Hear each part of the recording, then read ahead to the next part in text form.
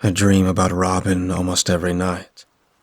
Together, we walk through the woods, tracking deer or elk. In the darkness, I can see her looking back at me and smiling. I remember that smile so clearly. I see her reaching out to take my hand, and I can't help myself but reach out. I can feel my fingers brushing against hers. I can see her gentle smile as her eyes meet mine, and then I hear it. The crack of a distant gunshot. I see her eyes, wide and lifeless. Her face is dirty and she lies naked in the mud, the same way she looked the very last time I saw her, and then I wake up. It's been 2 years since I lost her. 2 years that I've been trying to find my way without her. It hasn't been easy. Loss is a hell of a thing. If you'd never experienced it, I envy you. The pain never really goes away, and I still couldn't tell you how to handle it. Me, I drown it with everything I possibly can. Some nights I need a drink. Some nights I need to get laid. Most of the time I hunt. It's nice to have a task of some sort to occupy my mind. I'm a hunter by nature. I've always loved the thrill of the chase, and I've always been good at it. Even without the wolf inside of me, hunting is in my blood. The wolf just makes it easier, more enjoyable, and when the moment of the kill comes, it makes the taste of fresh blood all the sweeter.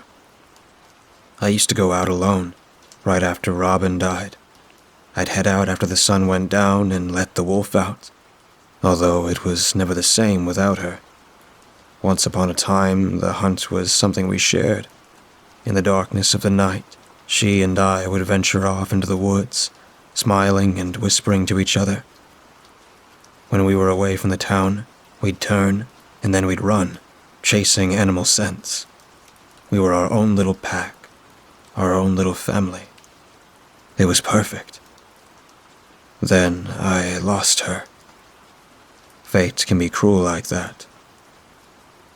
The hunt is the only thing I have left, the only thing I can hold on to that I used to share with her.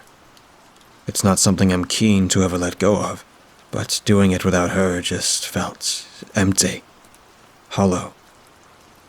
Hunting as a wolf is such an intense experience. Nothing else really compares. I have friends I often go out with, people who don't know what I am. It's a shame I need to hide that from them, but werewolves don't exactly have a great reputation. We wait with our rifles and use our collars to lure prey. It's still enjoyable, but there's no chase. The rush isn't quite the same. Shooting a buck from a distance couldn't possibly compare to the primal thrill of ambushing it and ripping into it with claw and tooth. Regardless, I work with what I've got, and I'm happy to at least have that. Hiding what I really am is a fair enough trade-off for holding on to what I love, and having decent company to do it with. I don't get to let the wolf out as often as I'd like. These days, I'm lucky if I get to turn a couple of times a month, if that. Life gets in the way more often than not, and as much as I love the chase, I've learned to be careful.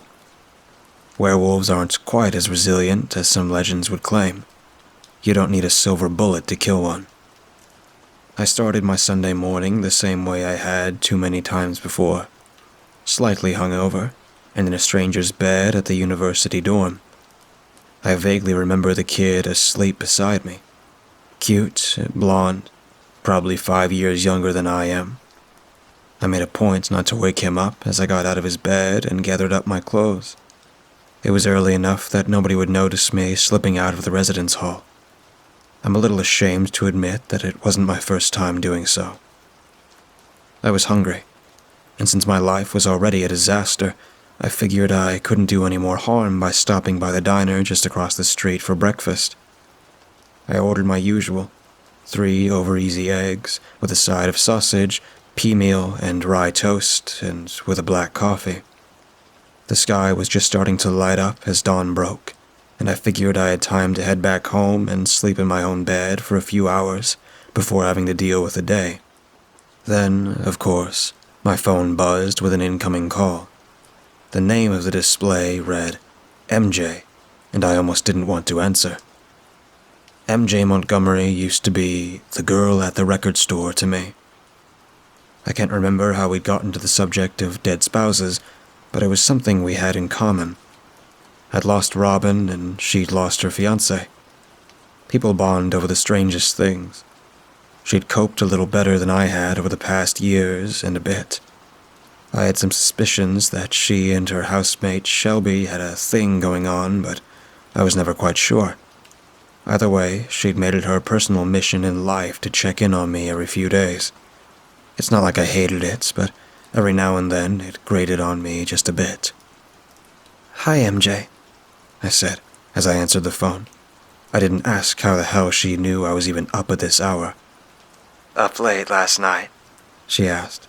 There was a hint of weariness in her voice, as if she knew what I'd been up to. "Might have been. What are you, psychic now?" "No, but I saw you at the college bar last night. Just wanted to make sure you got back okay. You looked pretty toasted." "Yeah, I'm fine," I murmured before a thought crossed my mind. "Wait, what were you doing at a college bar?" "I just wanted to grab a drink with a friend. You looked busy, so I didn't want to bug you. You sure you're doing all right?" I picked up the probing tone in her voice and didn't like where this was going. She'd probably seen me chatting up some guys and had spent the night worrying I'd do something dumb. She'd been half right. "I'm getting by," I said, rubbing my temples. Our little chat wasn't doing wonders for my hangover. "Sorry, MJ, I gotta run. I'll stop by later and say hi, alright?" I hung up. She was sweet, but I could have done without her doting. I finished up my breakfast before heading home. It was a bit of a hike from downtown, but I didn't mind it. I figured the fresh air might do me some good. I'd hardly made it halfway down the block before the scent hit me. A scent I knew, but not one that I'd smelled very often. Another wolf. Not one that I recognized either. I stopped dead in my tracks, taking in the morning air. Whoever it came from, it wasn't close. But Tavam Sound is surrounded by dense forest. Not a bad hiding spot for a wolf. The scent lingered in the air for a moment, and some primal instinct of mine demanded I follow it. If I could smell another wolf, there was no doubt that they could also smell me. Any lingering thoughts of sleep I had vanished pretty quickly. I am the only werewolf in Tavam Sound. A new scent was a big deal. Exactly what it meant, I couldn't quite say, but it had my undivided attention. I had met with other werewolves before, aside from Robin. Back in the day, she and I had even hunted with some of them, but it had been a while since one of them had passed through town. I won't lie, it did excite me a little bit. My social circle was fine, but I would have given anything to run into another wolf. Some old legends say that the first werewolves were brutal and evil people cursed by the Fae with a bestial form, although you'd never guess it by talking to most modern wolves. Contrary to what some might expect, most werewolves aren't all that hostile towards each other. In my experience, my kind has always been pretty sociable. Hell, in some cities there were even bars where wolves tended to hang out. At a glance, they looked like any ordinary establishment, and you'd never expect the patronage was bound by their shared inclination to turn into giant bipedal wolves. I was lost in thought as I made my way home. The smell was faint, but still present, and I was sure it was getting stronger as I got closer to home. Robin and I had owned an old farmhouse on the edge of town. It was a bit pricey to keep, but it had run in her family for years. Getting rid of it felt wrong, like a betrayal of some sort. Walking up the dirt road home, the smell was strong. The other wolf had been there. Looking for me, perhaps. It didn't seem as if he was still around. The smell was too weak, but there was something else there. Something dead. I paused and looked over towards the tree line. I couldn't see anything at a glance, but I knew that something was there. It was close. I trudged through the grass and into the forest. The smell got stronger. A fresh kill. Not just any kill, either. This was a bear. I smelled it long before I saw it. It lay in a heap on the ground, its stomach torn open. Its entrails were spewed out amongst the weeds. It couldn't have been dead for more than half an hour or so. I could smell the scent of the other wolf on its fur. No doubt they had been the one to do this. I scanned the trees around me, looking for movements, but I saw nothing. It was just me and the bear, well enough alone. I huffed before taking a step back from the dead animal, studying it and trying to figure out why it had been left for me. If this was some kind of threat or warning, it felt anemic. If I'd been trying to threaten someone, I wouldn't considerately leave a fresh bear in the woods by their house. I'd put its head on their porch. No, this felt more like some sort of offering or a gift, placed somewhere I'd smell it without coming into my territory. The other wolf knew where I was, and this was their means of reaching out. It was a little crude, but they certainly had my attention, and I had lunch. I hadn't taken many days off from my job at the quarry since Robin had died, so I had plenty of time saved up to investigate. I took a few days off, starting the very next day. I didn't want to keep my new friend waiting for too long. Judging by the scent on the wind, the other wolf had stayed in the area. I was glad he didn't just seem to be passing through. I figured he was probably waiting for my response, and I planned on giving it to him in person. I packed everything I thought I'd need. Supplies for a few days in the woods, and a hunting rifle just in case I needed it. Then I headed down towards the old campground on the south side of town and started my trek. I had a feeling I wouldn't be out in the wilderness all that long, but there was a sense to follow, and my new friend clearly wasn't staying in town. It did occur to me that this was a little odd. Why wouldn't a wolf make themselves comfortable? However, I figured I'd get my answer soon enough. The scent was fresh. It wasn't hard to track the other wolf into the forest, and the further south I went, the stronger the scent got. About an hour after I started out, I began seeing signs as well. Nothing painfully obvious. A dead deer and signs of a camp. My new friend was also a hunter, it seemed. He'd taken what he needed from the body and left it for the other animals. The corpse was a few days old, and close by I found footprints. A trail I could follow deeper into the wilderness. Whoever he was, he certainly wasn't hiding. I stopped at his former campground for lunch, a slow-cooked bear sandwich, before I continued on. The daylight was fading, but the scent was getting stronger. The wolf had left a clear path, and I realized that he must have known I'd follow it. He was leading me on, and that just intrigued me all the more. Now I wanted to see where this ended. I needed to. In time, the trail led me to a dirt road. This was well off the beaten path. I doubted the road I was on even had a name. Up near the end, I could see a gravel driveway leading up towards a small cabin with lights in the windows. There were plenty of cottages around Tavam Sound, with lots of lakes that summer visitors enjoyed. This might have been a nicer one in the 80s, but now it was showing its age. Someone had obviously tried to maintain it, but it didn't look like they'd had much money to put into it. The sky was getting dark. My journey was almost at its end, and I headed down towards the cabin. I could see a figure sitting on the porch, no doubt waiting for me. I suppose I should have expected as much. As far as I could tell, he was alone. I could see a shimmering lake behind the cabin, and I could smell roast venison. No doubt prepared in anticipation of my arrival. He'd probably been able to smell me coming a mile off. I wasn't sure what I'd expected. A rugged older man with a beard, perhaps. Someone more stereotypically masculine. What I got wasn't that, but I can't say I was disappointed either.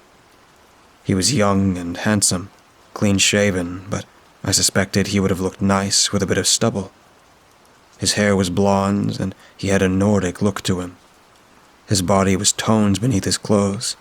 He'd cleaned himself up well. "You must be from Tavam Sound," he said softly as I drew nearer. "And you must be the one who left the bear," I replied. I stopped just in front of his cabin. The boy nodded slowly. I hope I don't make you uncomfortable or frighten you, but I wanted to get your attention. When I came here, I could smell you. I hadn't met anyone like me before. I wasn't sure how to proceed, and I didn't want to come off as a threat." His tone implied something else, although I tried not to read into it. "An offer?" I said. "Something like that. I made dinner if you're hungry. I've also got beer." His intentions seemed honorable enough. I didn't sense anything off, and so I went in to join him. "Do you have a name?" I asked him as I joined him inside the cabin. It was modestly furnished, but still fairly nice. "Graham. Luke Graham," he replied from the kitchen. "Yours?" "Miller. Amanda Miller," I replied, teasing his nerves. "You know, that was an awfully ballsy move, at what you did with that bear yesterday." "Hopefully it didn't come off as too bold," he replied, coming out of the kitchen. He held a beer for me to drink. He pulled out a chair for me at his kitchen table, and I sat down across from him. "The jury's still out on that," I replied, as I took a long swig. "So, you've never met another wolf, huh?" "Nope. Haven't seen anything else like me since I got turned." "You were turned?" I asked, frowning. "You weren't?" "No. Not a lot of people get turned unless they mess around with things they shouldn't. Old things in the forest and the like." A flush of embarrassment crossed his face. It told me everything I needed to know. "Best not to get involved with those things. But I suppose now you've learned your lesson," I noted. "Consider yourself lucky. It's not bad being a wolf. There are whole communities of us in Toronto and Hamilton, probably elsewhere too." "But you're the only one in Tatham Sound," he said. "Yeah. I always thought it was a little ironic, but most people indulge the human side of them more than they indulge the wolf. It's easier to build a nice life, with a cushy job down in the GTA. They stay down there to work, then on the weekends they head up north, vanish into the woods, and have the best of both worlds." "Not you, though," he said. I shrugged. "I've got reasons to stick around," I said. "You, on the other hand, I'm guessing you came up here to hide." I took another swig of my beer. "I had a bit of trouble back in Sudbury, where I used to live," he said. "I just got that feeling, you know, that need to hunt, and it felt good. Then I guess people started getting scared. It took some time getting used to what I am now. I wasn't too sure what else to do," he admitted. "I haven't been like this for very long. I like it. I really, really do. The power you feel when you turn, it's amazing. I don't know how to act." "Around another wolf," I finished. He nodded. "Yeah. Well, lesson 1. Relax. The wolf doesn't make you any less human. It's not some beast you have to fight back. It's part of you. Embrace it. Love it. Don't be ashamed of it. You are what you are now, and don't ever apologize for it." "Right," he said, and managed a sheepish smile. I mean, I'm trying. I really am. Sorry, I'm rambling. I imagined this going so much differently." I raised an eyebrow at him, and it dawned on me that his adorable sheepish demeanor was coming from somewhere else besides general social awkwardness. The way he blushed, the way he displayed the bear by my house. I'd seen this before. It all clicked into place. That little thing had been trying to flirt. He was absolutely terrible at it, but bless his heart, he tried. "Did you now?" I asked, half teasing now. "Well, you got my attention. Now I'm here. What exactly did you expect was going to happen?" I'm not looking for a fight, if that's what you're asking," he insisted. "I've made my peace with this. I can live with what I am. I indulge it every now and then, you know. I enjoy it, but, well, why enjoy it alone?" And there it was. He had a cute, shy smile to him that I liked, and I mulled over the prospect of giving him what he wanted in my head. So long as he had more beer, I was certainly open to it. He'd make a good enough distraction for a night, and he was my type after all, blonde and cute. I polished off my beer in silence, and he watched me intently, unable to hide the slight blush that had dusted his cheeks. I almost enjoyed keeping him waiting, even though I'd already made up my mind. "If you think you can keep up, maybe I'll indulge with you," I said. I tipped him a smile and watched him melt. He tried to smile, the confident smile of some dumb, horny 20-something who thought he could take on the world. "I think I can," he said, and it was the first thing he said to me that he sounded entirely sure of. The sex was incredible. I hadn't expected such a meek little thing to be so rough.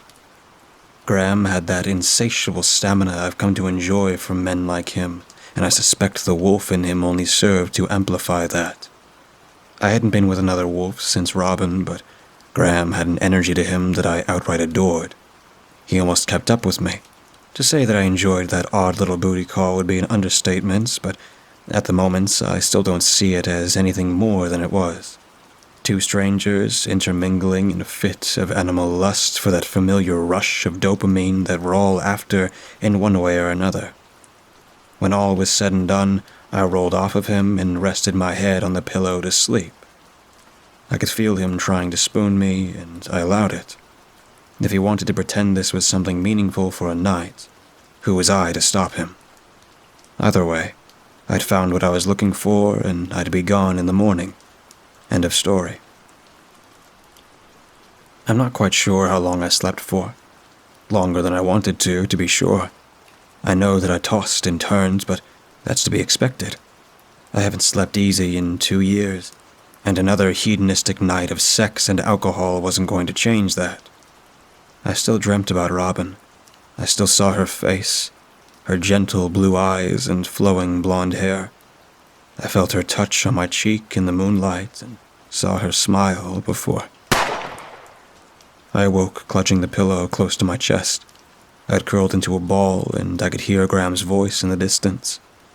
His hand was on my shoulder, shaking me gently. "Amanda?" he asked. "Amanda, are you okay?" I felt my muscles tense as I grounded myself in reality again. I could feel my fingers curling into claws that ripped the fabric of the pillow before I calmed myself and sat up. "I'm fine," I murmured as I rubbed my temples. In the dawn light, he didn't look convinced, and I didn't really care. "What time is it?" I asked, before remembering that I'd booked the day off. 5, I think. 6, maybe? You're moving a lot. Are you sure you're okay?" "I'm fine." A frustrated tone had crept into my voice. I got out of the bed and stretched. The bones in my spine popped in the most satisfying way, but it didn't ease any of the tension in my shoulders. I started looking for my clothes as Graham sat in the back, watching me. "What are you doing?" he asked. "Heading out," I replied. "Last night was fun. It really was. I've got to run some errands in town, though." "You're not staying?" he asked. I scoffed. "Staying for what?" "Well, I was hoping you might want to run off into the woods and rip some deer apart," I asked. He was silent. "Look, I had fun," I said. "I really did, but if you're looking for your Obi-Wan Kenobi, I'm not the mentor type, and I'm really not looking for a relationship right now. If you want to run or fool around later, you know where to find me. But right now, I've got to get going."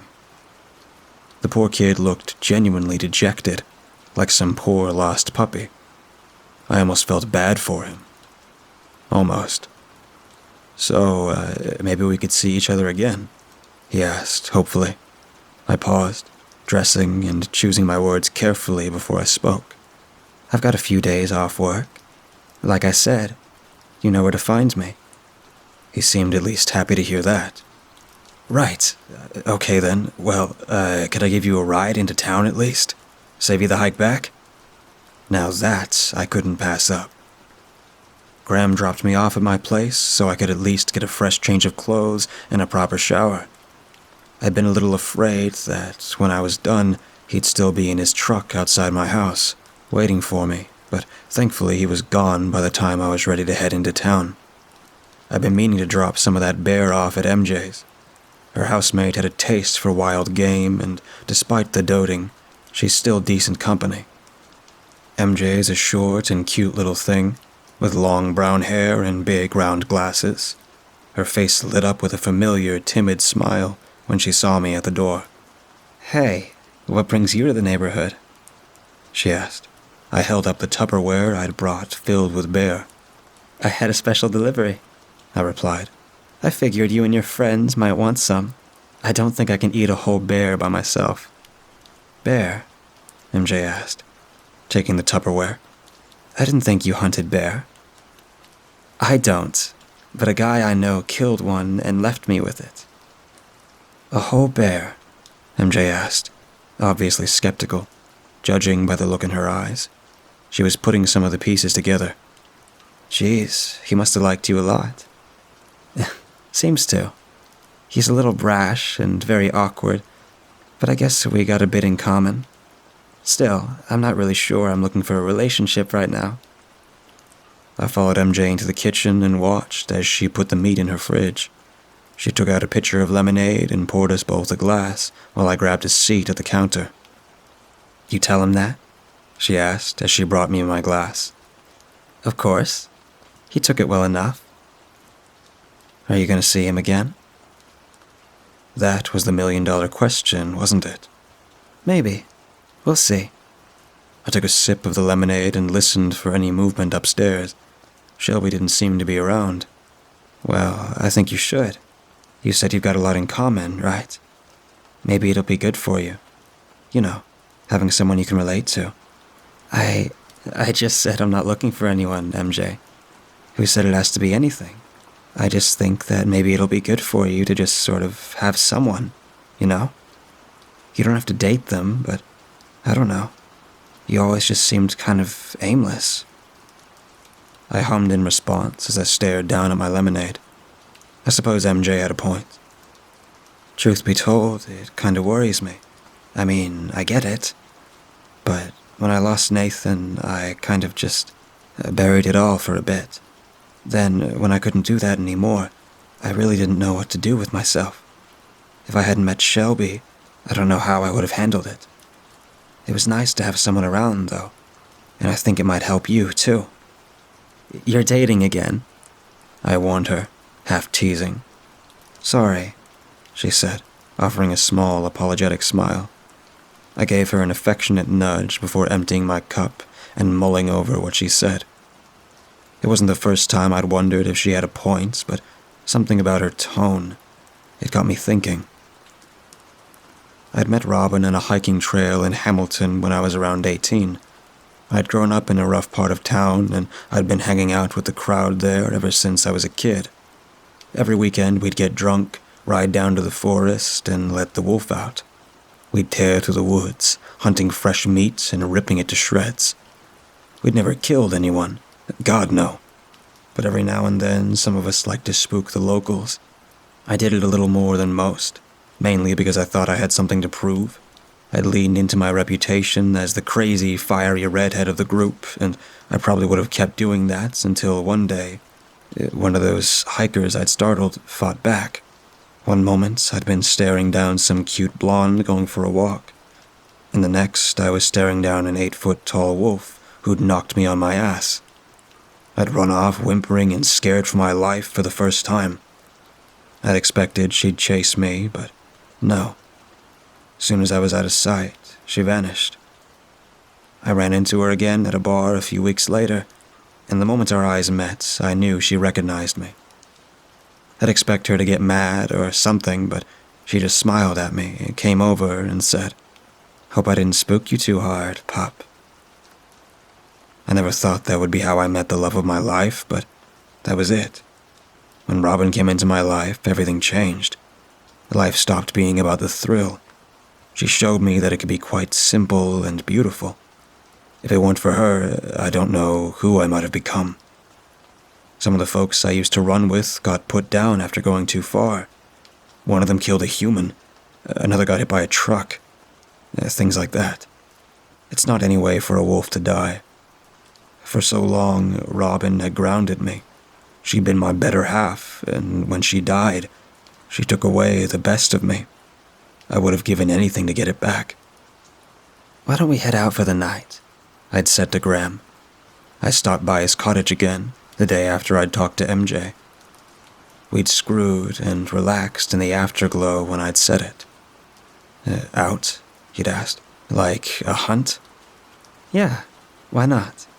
I'd looked over at him, and his eyes had lit right up. Yeah, I'd love to, he said, and I'd gotten out of bed. I didn't bother dressing myself, and just waited for him to follow. The sky above was beautifully dark, and looking into it, I exhaled as I unleashed the wolf. It felt so good to set it free again. Beside me, I could see Graham changing as well.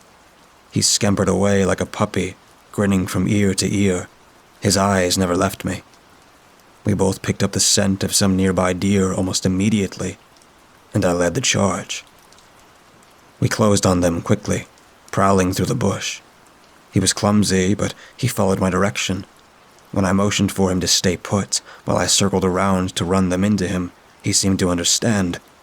The deer looked up once or twice at the sound of rustling brush, but they weren't spooked enough to run. Not until I wanted them to, at least. When I leapt out of the brush to startle them, they were already dead. Robin and I had done this 100 times. The moment the deer saw me, they bolted and they ran right into Graham. He sprang from the surrounding brush and caught one of the fleeing deer, a doe, by the throat. With overwhelming strength, he slammed it against the dirt and sank his teeth into its throat, damn near decapitating it with the sheer force of his bite. His claws dug into its body, crushing its ribs, and it took me a moment to realize that the poor thing was still alive. For the time being, at least. It wouldn't last much longer, bleeding out onto the dirt. I'll admit, I hadn't expected that much enthusiasm from him. Most wolves usually weren't so aggressive, but I chalked it up to adrenaline. The deer's companions ran off, but I let them go. We had our prey. Graham and I ate well that night. We hauled that deer back to his little cabin, and I showed him how to take it apart properly. I couldn't remember the last time I'd had so much fun, and if it had never stopped, maybe I would have been happy. Hunting with Graham became my new pastime for the next month or so. Every weekend, he and I would race through the woods, sometimes never changing back until we had to return to civilization. During my weekdays, I'd work at the quarry. Sometimes he'd come over afterwards and we'd sit and talk. He told me about his life up in Sudbury, where up until recently he'd been a quiet, miserable college kid digging into old Fay stories, and I'd told him about mine in Hamilton. I knew he saw the old pictures of me and Robin on the walls, but it was a while before he ever asked about them. Who was she? The question had come out of nowhere on a quiet Thursday night, and it derailed my train of thought. Sorry, I didn't mean to. It's okay if you don't want to talk about it. It's fine, I sighed as I rested my head on his shoulder. I figured you were going to ask eventually. I took a moment, working up to it before I finally began.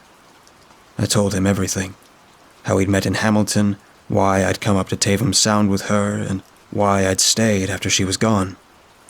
If you don't mind me asking, what happened to her?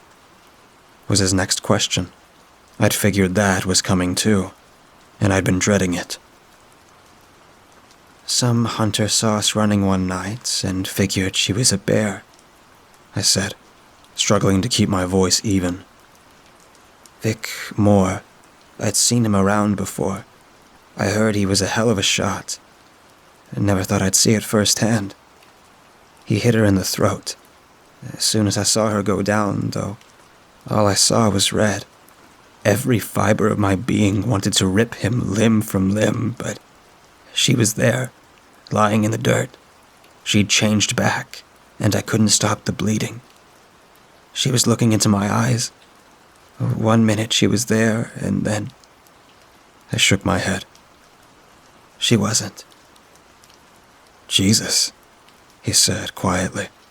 He tried to put a hand on my shoulder, and I shrugged it off. I think I'm going to call it a night, I said. Just talking about Robin had exhausted me. I'll see you later. Graham tried to stammer something, but I really didn't pay much attention to it. I just wanted to be alone for a while. It was Saturday when Graham called me next, a few days after I'd told him about Robin. As tough as that night had been, my mind was in other places as I drove down to his cabin. If anything, I'd say I was in a good mood and looked forward to enjoying this weekend just as I had the last few I'd spent with him. Graham was waiting for me out front of his cabin when I pulled up, which I found just a bit unusual. He looked like an eager puppy as I got out of my car and even came down to greet me with a kiss. Today my birthday or something? I asked, half joking. Something like that. I was thinking about what you said the other night, so I got you a present. My eyebrow raised. A present, I repeated, although before I could ask anything more, he took me by the hand and pulled me towards the woods. Come on, you're gonna love it. I followed him, curious as to what exactly he had in mind and hoping that it wasn't another bear. I hadn't even finished eating the last one yet. As he led me through the woods, I picked up the scent of sweat and fear. It wasn't long before I saw his present, and when I did, I couldn't take another step forward. I hadn't said a word to Vic Moore ever since I'd lost Robin, but I never wanted to see him like he was then. His arms were bound above his head, and his body was lashed to a tree. His eyes were wide with terror, and he struggled to get free and tried to scream through the rag stuffed into his mouth. What do you think? Graham asked cheerfully. I found him. Vic Moore, the guy you told me about. I stayed frozen to the spot, staring at him, before looking back at Graham. What the hell is this? I asked. You said he's the one that killed your wife, didn't you? He asked. I can see it all over your face, Amanda. I know that what he did hurt you, and it hurt you badly. I love you. I really do. And I don't want you to live with that pain anymore.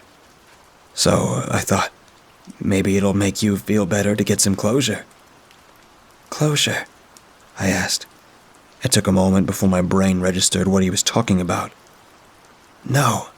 Jesus, Graham, no. Why not? You said you wanted to tear him limb from limb. There's no one here but me. We can do it together. I can even cut him loose, and we could hunt him down if you wanted. No. Graham, just let him go. He blinked, looking back at me with genuine confusion.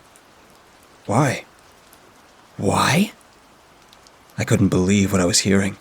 Because we're not murderers. No, we're better than them. Better than him. You told me that the wolf is part of us. To embrace it, love it, and not be ashamed of it. You said that we are what we are and not to ever apologize for it. We are the alpha predators, you and me. You have helped me embrace what I am. I want to help you now. This isn't helping anyone, I said. For Christ's sake, just let him go. Graham's eyes remained locked onto mine, still confused. Then a new look came over his face. He'll tell people if I do. But don't worry. It's okay. If you don't want to do it, I can do it for you. His body began to change, and as it did, Vic's eyes grew slowly wider and wider. Graham loomed over him, hulking and covered in coarse white fur. His blue eyes settled on Vic, and he drew back his claw for one fatal swipe. I couldn't let that happen. I raced to Graham, my body changing as I did. When I hit him at top speed. We hit the ground hard, and he looked at me, still confused. He truly didn't understand why I was doing this. I glared back at him, warning him to back off. For moments, I was sure he'd stop. But I guess I thought too much of him. Graham came at me, lunging at me and sinking his fangs into my shoulder. I writhed beneath his weight, struggling to get him off of me, tearing at his hide and staining it red with blood. I slammed him against a tree, hard enough to splinter it before he relented. When he came for me again, I was ready for him. I caught him as he charged and forced him to the side, sending him off balance. Graham fell and rolled through the dirt before getting up and baring his fangs at me. I stared back at him, silently pleading with him to stop, but he had made up his mind already. If I wasn't going to hunt with him, I was just more prey. He rushed at me one last time, and this time I fought back. My claws raked across his face as our bodies collided, spraying blood across the dirt. I shoved him hard, knowing he would keep trying to attack. He was vicious, but I was smart. As he leapt for me, I caught him by the throat and forced him onto the ground. He kicked and squirmed beneath my grip before I clamped my jaws down on his throat until I tasted blood. I could hear Graham whimpering with pain before I shoved him aside and watched him roll in the dirt, his rear legs kicking weakly as blood spilled from the gash in his throat. I could see his body shrinking, slowly starting to change back. I closed my eyes and exhaled before letting the wolf leave me. Graham was a pitiful sight, lying amongst the fallen leaves and bleeding out. I stared at him for the last time, watching him twitch and gasp before turning away. I couldn't watch someone else I cared about bleed out into the dirt, even if they had truly been a monster. I returned to the tree where Vic had been tied up and locked eyes with him. He was dead silent, unable to do more than sputter and sob. That and the dark stain on his pants said enough.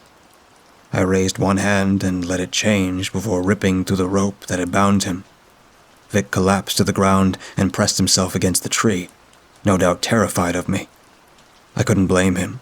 Hell, I couldn't imagine what was going through his mind at that moment. "Go home," was all I said to him before heading into Graham's cabin, where I'd left a change of clothes.